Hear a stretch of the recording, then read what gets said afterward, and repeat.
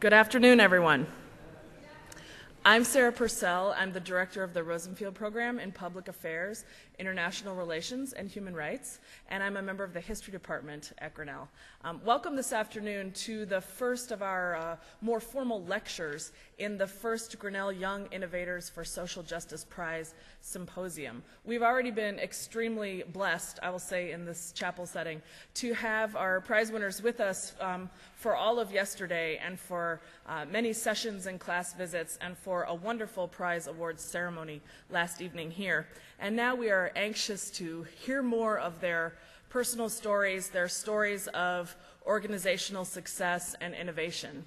And we'll start that this afternoon.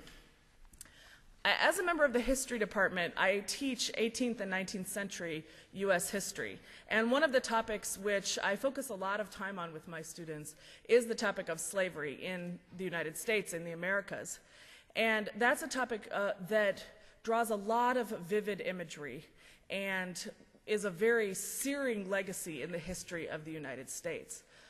Whether stories of children being separated from their families, forced labor, incredible political and social activism to liberate people from the conditions of bondage, or whether it was political and social activism to get rid of the institution of slavery in the United States after 1865.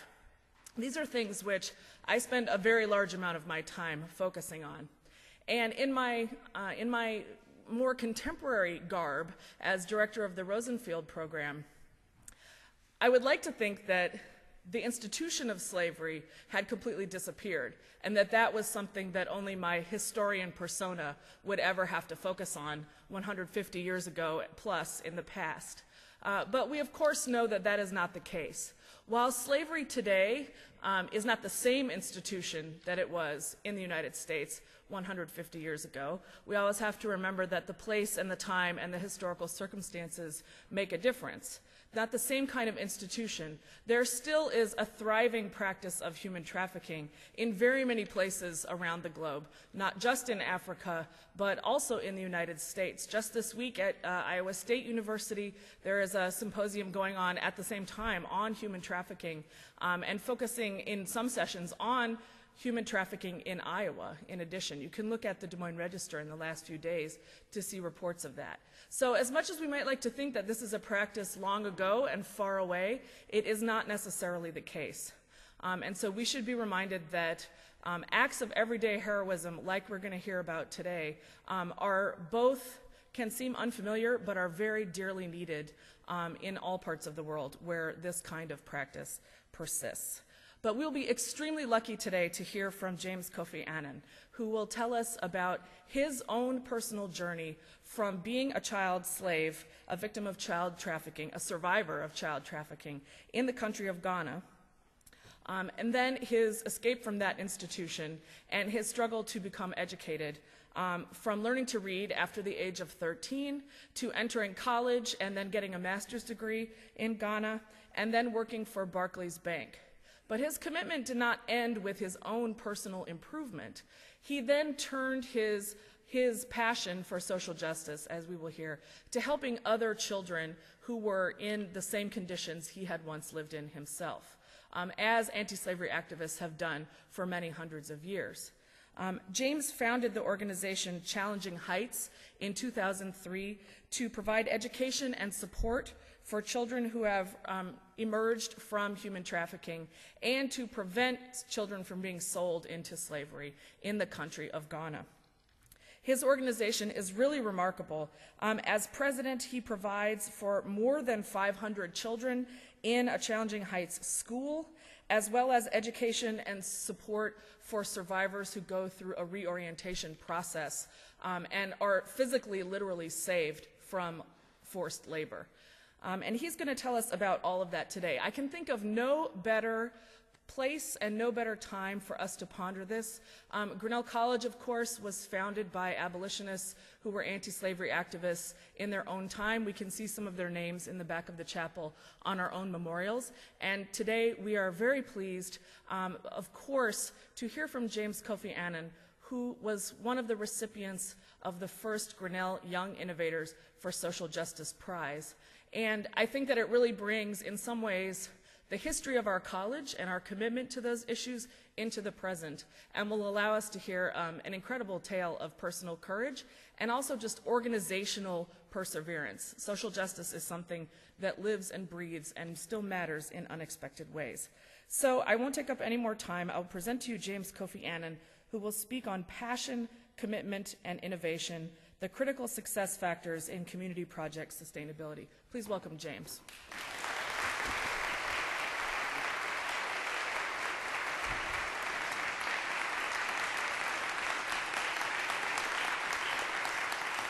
Thank you. Thank you, Sarah. I'm grateful that today, too, there's an opportunity for me to interact with you. Before I start, I would like to recognize my friend, my brother, Mr. Jeffrey Boy, if you are here. Thank you so much for being there as a friend, as a brother, always going around with me and trying to encourage me in this enterprise of our effort to ending slavery. The second thing I want to talk about is I usually do my presentation free flow. Today, because of the topic that I have chosen, I have deliberately limited myself to reading. Of course, once in a while, I might go off a little bit just for us to have that intimate engagement. But I hope that I'll be able to read well for your hearing. The title, as Sarah mentioned, is Passion, Commitment, and Innovation, the critical success factors in community project sustainability. I deliberately chose this because it aligns perfectly with the award and the work that I do. I see this award as a perfect match for my own creation in the communities that I work. In 2003, I founded Challenging Heights, an organization whose mission is to end child slavery and the worst forms of child labor in Ghana through education, rescue, rehabilitation, and advocacy. The component of the work that I do are rescue. And just a couple of weeks ago, we have rescued 9 boys. And I was privileged to have my brother Jeff with me during the process. We also do the work through education. And we have various forms of educational programs. We have our own school, which is home to about 500 kids at the moment. We have remedial school, vocational skills school, and so on and so forth.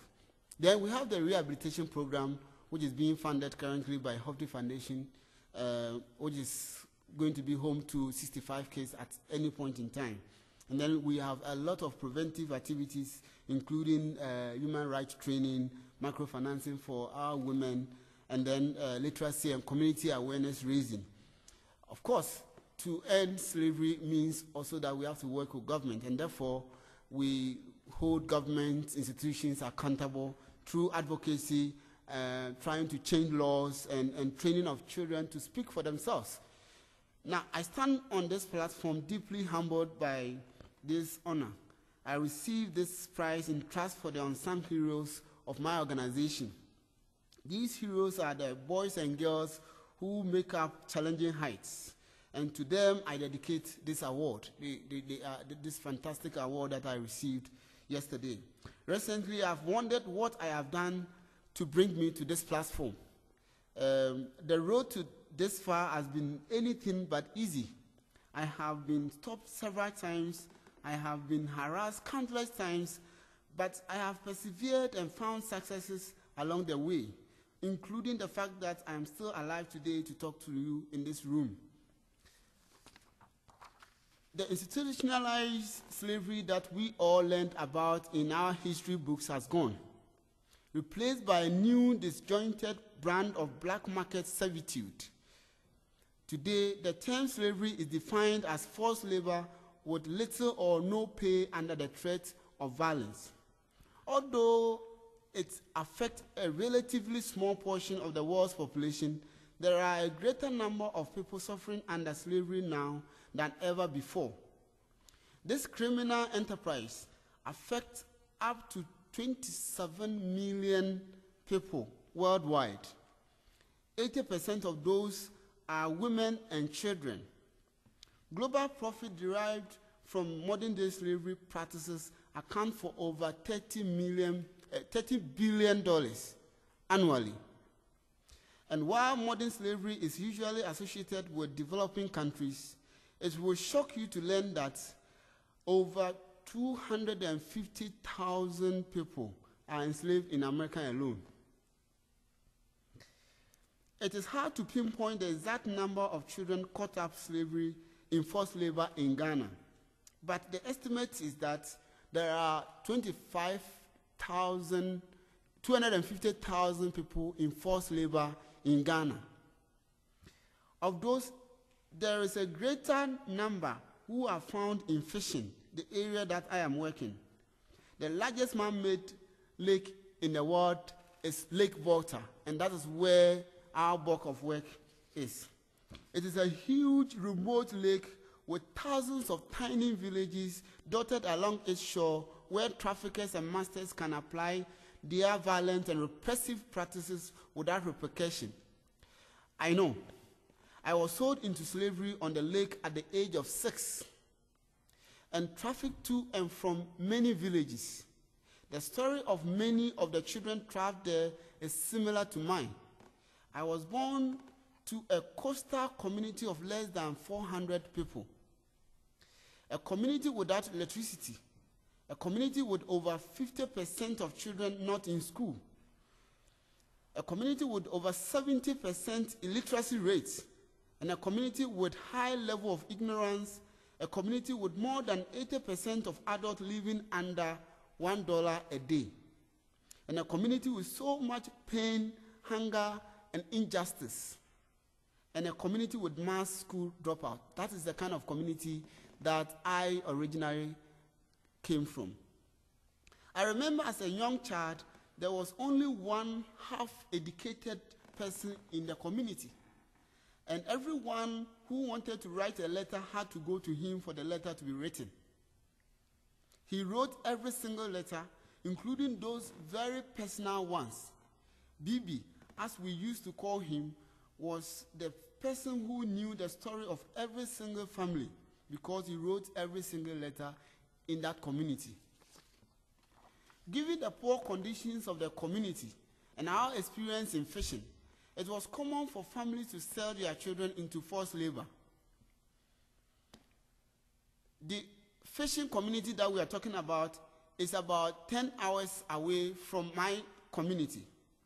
And children were sold for $30 to $40 per child for that child to work for 2 years. Tragically, most of those sold never returned to their families, as their terms were renewed by traffickers and their parents were too poor to commute to the lake to retrieve their children. So at the age of 6, I was thrown into the same situations that other children found themselves on the lake.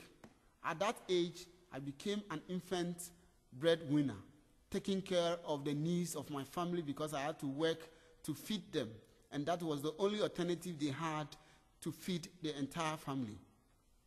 Truly, I am yet to entirely forget the clutches of slavery, working for an average of 17 hours a day, forced to dive deep into the lake, even at the peril of my life, and having very limited access to food.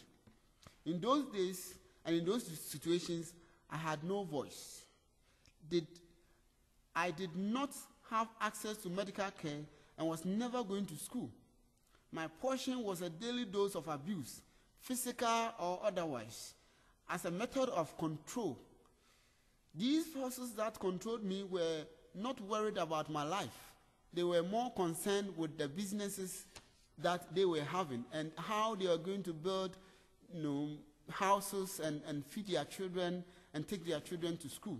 That's their main concern. My life of daily torture was a source of pleasure for masters who felt importance as they pained me, as they inflicted pain on me.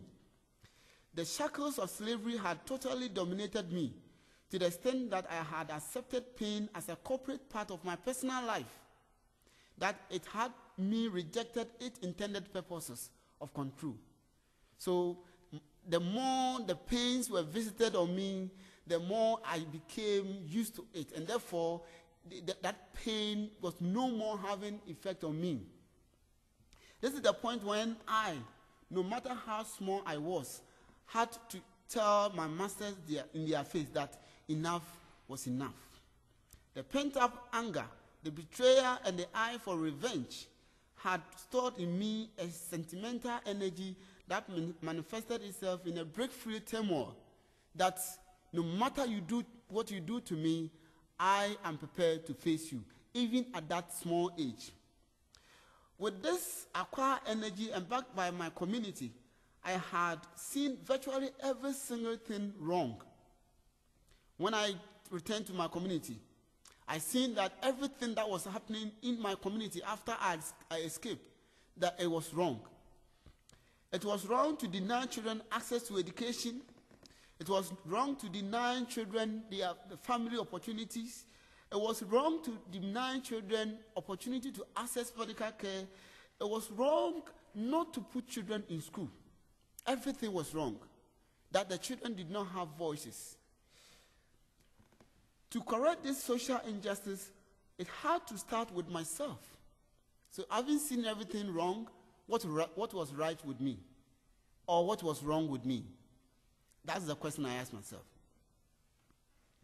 Now, so the best way to do this or correct this wrong was to put myself in school.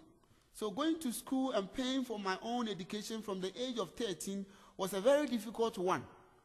But it was even more difficult not to go to school. School being the single most important way to correct those injustices that I seen in the community. Well, my effort finally paid off. And that is where I finally, through it all, through very difficult, hungry situations, I was able to go to the university after several years. It was therefore not surprising when I chose the motto, "To whom much is given, much is expected." I chose this motto because though the community rejected me, and I'm sure we'll have the opportunity to discuss this more, though the community rejected me, I felt by virtue of the fact that I had the opportunity to go to school, a lot had been given me, because not everybody who had that opportunity to go to school. Many of those children who were poor and who were enslaved on the lake with me never had that opportunity of life, or never had the opportunity of going to school. So, and therefore, the fact of life itself was a lot that has been given me. And the fact that many of them did not have the opportunity to go to school in itself meant that me going to school and getting to the level of being a graduate was a lot that has been given to me. So I had to give back to the community. This phrase has resonated within me for years and driven my commitment to ending slavery in Ghana. I obviously come from a place of personal commitment, but I act through a sense of global commitment to others. But everyone should recognize their own commitment and use both their God-given and learned skills to fulfill their larger need in the world. That is my challenge to all of us here. That, yes, I have my personal commitment. That commitment is the fact that I have seen something wrong in my society or in my world, and I want to change it. What is your commitment? All of us need to challenge ourselves in the community that we come from. Even in a university like this, Grinnell College, what is the commitment of all of us to helping to change things for the better? That is what we all have asked ourselves. And I have asked myself, and I know that in my world, I need to help to making the world a better place for everybody. And that better place is to ensure that I'm part of the movement, the global movement that will end slavery once again in my lifetime. So I accepted this call to duty. Transforming my childhood energy into concrete action was the natural thing to do. Everyone will have to go to school.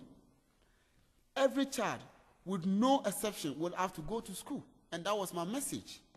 The pill that families needed to swallow in order to put their children to school was a denial of the proceeds of the sale of their children. The same sales proceeds which ended me up in slavery. In my mind, until every child complete at least a basic education, every educated person would be a sacrificial lamb. And I am prepared and available to be the first sacrifice for that cause. That explains the reason why I devoted 60% of my salary and all my earning when I was working in the bank to my personal commitment of ending slavery. Commitment has also led me here to Grinnell. This monetary award will not only continue to educate the children rescued by challenging heights, but this award would hopefully allow my words here today to bring a new or renewed sense of commitment to the world around you, including the continued fight against forced labor and trafficking for children. Children without the rights and resources that you are fortunate to have. Because if you go outside the world, I've had some interactions with a lot of you here, and I realized that the kind of opportunities that children have in this country is so enormous compared to the kind of situations that other children find themselves. So that is something that all of us would have to address our minds to. As you can see, my passion to ending slavery comes from the close personal connection to child labor in my own life. Passion has led me to fight for children's rights in the midst of personal threats on my personal life by those who stand to lose economically for the liberation of other children. But the success of our organization is fueled not only by my individual passion, but the shared passion among staff, donors, and partners.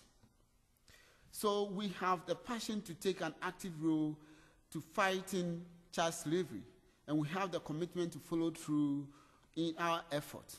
But in order to develop a solution that will prove to be successful, we need sustainability. To us, at Challenging Heights, there are two types of sustainability. The first sustainability, of course, is financial sustainability, which means that we must diversify our sources of income. Because whatever your vision is, whatever your goal is, you need resources to run. The work that we do needs to be faced from different angles. And therefore, the kind of activities that's supposed to be run to tackle this problem is enormous. And it requires a lot of financial investment. Therefore, as Challenging Heights, we have diversified our sources of income. Just recently, we bought equipment to manufacture blocks. That blocks is meant to produce, the machine is meant to produce blocks to build our recently commissioned shelter, the Hovde House. Now, the intention of that was to ensure that the project itself was sustainable, so that after we have manufactured the blocks to supply the building of the house, we will then sell to the local market for them to be able to buy from us, in order that we will make money in doing the work that we are doing. And perhaps less often considered, but equally, if not more important, there is a social sustainability. We are attacking the problem of child trafficking from all angles: prevention, rescue, rehabilitation, economic empowerment of families at risk, advocacy at all levels of society, and prosecution of offenders, because they must also face justice. A complex issue demands a complex solution. In a country like Ghana, where child labor has long been a cultural norm, we can't just rescue. The solution calls for us to advance our effort on many fronts, and we are seeing great results. The world's social problems today need critical thinkers, like you, like me, like everybody. Problem solvers are also needed in this world where problems abound. Courageous leaders, people who are not afraid to face the challenges of life, and innovation to fight social ills that have grown more prevalent and troubling our generation, often thanks to technology, globalization, and moral relativism. I recently heard that innovation no longer exists, that everything has been tried before. In my understanding of the word innovation, it refers to the creation of better or more efficient procedures, products, policies, and ideas that lead to substantial positive change. Thus, I have to argue that innovation is indeed possible. So everything has not been done yet. A lot of things have been done. But once there is a problem in our world, it means that we need to provide solution. And there could be several ways of providing solution to the problems of this world.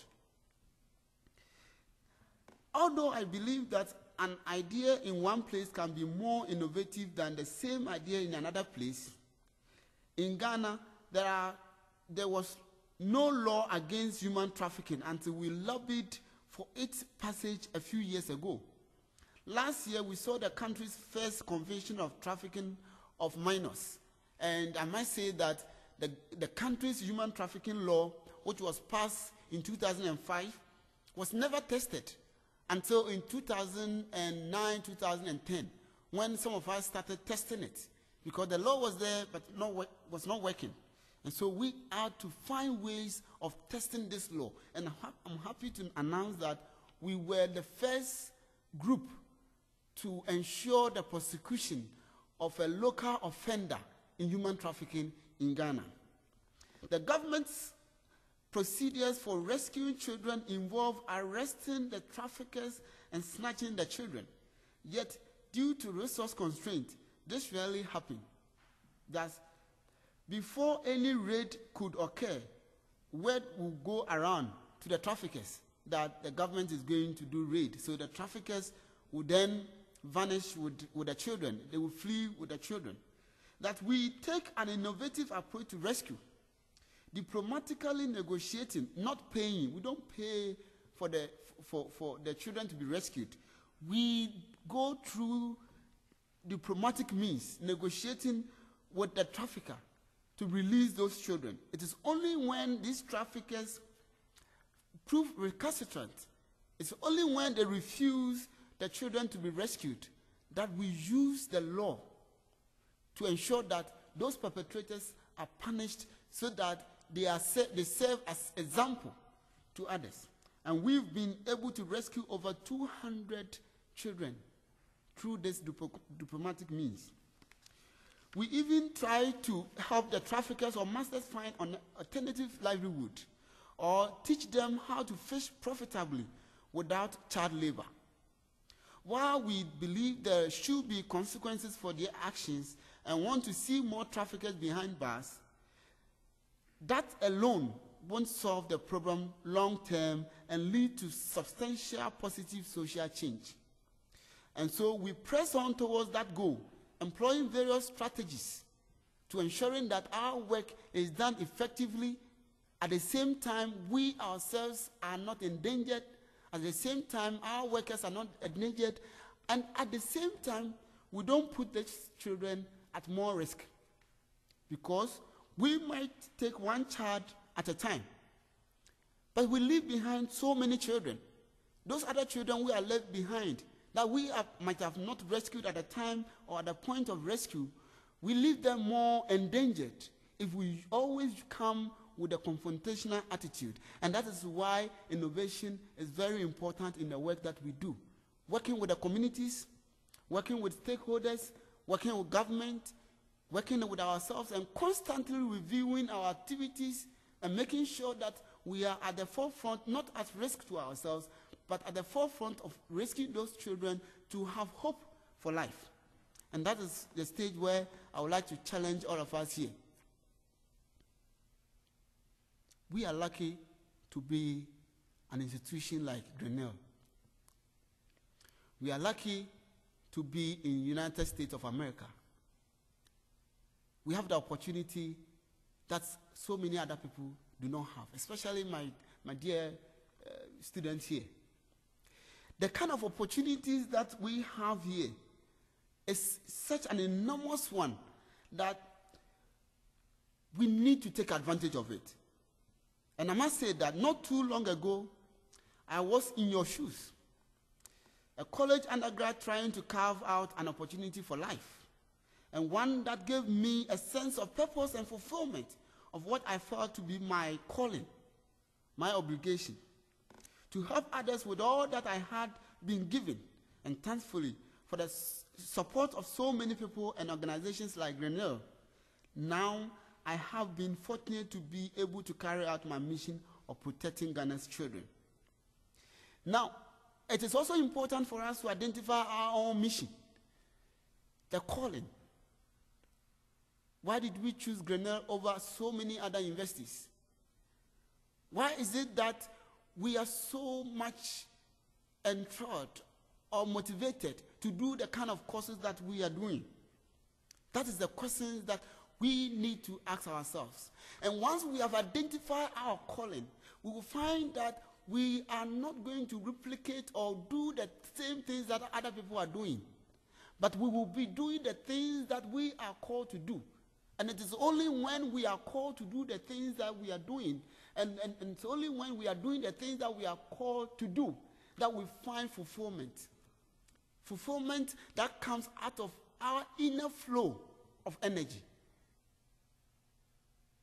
I remember back days when I was a child being beaten, knocked down, pushed under the lake to remove trap net, and being trapped myself, and sometimes almost dying, being left to rotten, only for the trafficker to come back and see me alive, and then immediately send me back to work. Being denied food, access to any medical care. I've been afflicted with bilharzia, one of the most painful diseases ever lived. And yet I have to work 17 hours a day. Tortured. But because through all these things, there has been a momentum, and I have found my vitality in me, the energy, the reason for my existence, that has brought me where I am today talking to you. Because I ask myself, who am I to be able to come and stand before you to speak? A poor man's son. My mother giving birth to 12 children, and me being the last born of those 12 children, and none of the 12 children apart from me being educated, and both parents not educated, very poor, living under $1 a day. Never had any dream of traveling beyond my own community. Today, standing before you, because I found my calling. Thank you.